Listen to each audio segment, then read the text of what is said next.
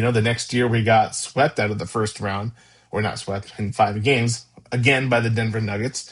And then after that, we completely just revamped everything by trading away Anthony Davis in a complete shocking trade to bring in Luka Doncic. And so nobody saw that coming, but that was the start of the end for LeBron, if you could say. Bringing in Luka Doncic, that was the telltale sign of we're going to completely move off of LeBron being our number one guy, of him ruling the roost, of him controlling the decisions around the team. We're going to move forward in a different direction, bringing in Luka Doncic. And that was truly the best move forward for the Lakers to do. Now, obviously, nobody saw it coming at that point. Nobody saw it coming. I mean, you could ask any of the psychics around the world, and even then, they could look into their little magic ball. Okay, they could do their tarot cards, and even then, they couldn't see it coming because it was not in the realm of possibility until Nico Harrison, the former general manager of the Dallas Mavericks, made the stupidest decision of his life to trade away their superstar, Luka Doncic, for Anthony Davis, an aging superstar at that point, a broken down superstar at that point. Trading him away because what? Luka Doncic was a little tubby. He liked to eat. I like to eat, you know? But Luka Doncic is Luka Doncic. You don't trade that guy away. But yet, somehow, Nico Harrison was stupid enough to trade away Luka Doncic, and eventually that costed him his job. But anyways, Luka's on the Lakers, and that was the turning point for the Lakers in order for them to say, "Hey, LeBron, thank you, for everything that we've done. We've been through the highs and the lows, but eventually we're going to move off of you as our guy." And LeBron James, to his credit, stayed for another year plus. In this season, as we saw, he really took to being the third banana on the team.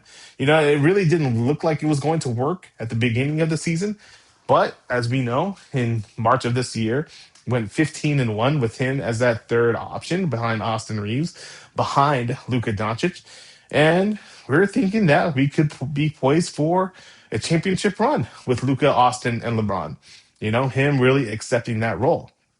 Unfortunately, that fateful night in Oklahoma City, that was the end of the Luka LeBron era playing together, in which Austin Reeves got hurt that night, Luka Doncic got hurt, and we're back to LeBron being the focal point, carrying us into the playoffs. And again, give credit to LeBron. He did his thing in that first round of the NBA playoffs this year. We won that series based solely based off of his playing performance. We don't win that series without him, obviously. And he really picked apart the Houston Rockets, and it was like almost like old school LeBron James carrying the way. And I think that really gave LeBron James the insight for him thinking that he could still perform and still play. And obviously he can. If he wanted to, he could play another 2-3 years. I don't think that's going to happen, but if he wanted to, I think he could play at that, maybe not at an all caliber level, but he could still play pretty effectively.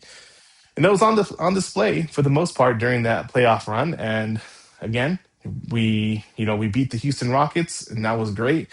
Then we went into the second round against a buzzsaw of the Oklahoma City Thunder, and we got absolutely destroyed. We got swept, and so that was to be expected. All of that said, it was time for LeBron James to go. It really was. It was time for the Lakers to fully turn the page on moving off of LeBron James and turn the page into this being truly Luka Doncic's team, centering everything around him, finding the pieces that fit around Luka Doncic for us to be successful around him, because it was truly never going to really work with him and LeBron James.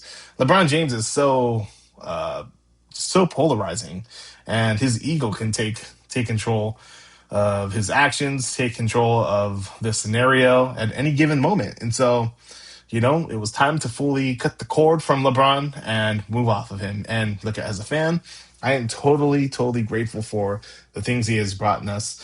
He has brought the Lakers back to relevancy in 2018. He delivered on that championship at a time we were heartbroken that Kobe Bryant passed away, and he delivered on that 2020 title. And obviously there could have been more. Obviously the Westbrook situation happened, and it was bad. It was really, really bad. But we got through that. in doing so, we had went through several head coaches, and Luke Walton, Frank Vogel, Darvin Ham, and in LeBron's last two seasons, it was JJ Redick.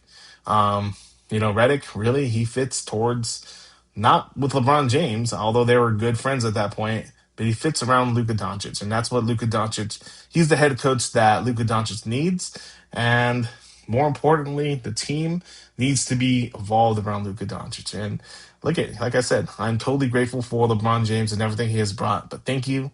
But it is time for us. Like I'm gonna quote The Office here. It's time for us to separate our professional ways. And thank you, LeBron. Be totally grateful for you. I still have a couple of your jerseys here. Oh, not here. I'm in Utah, but at home. But yeah, it was time.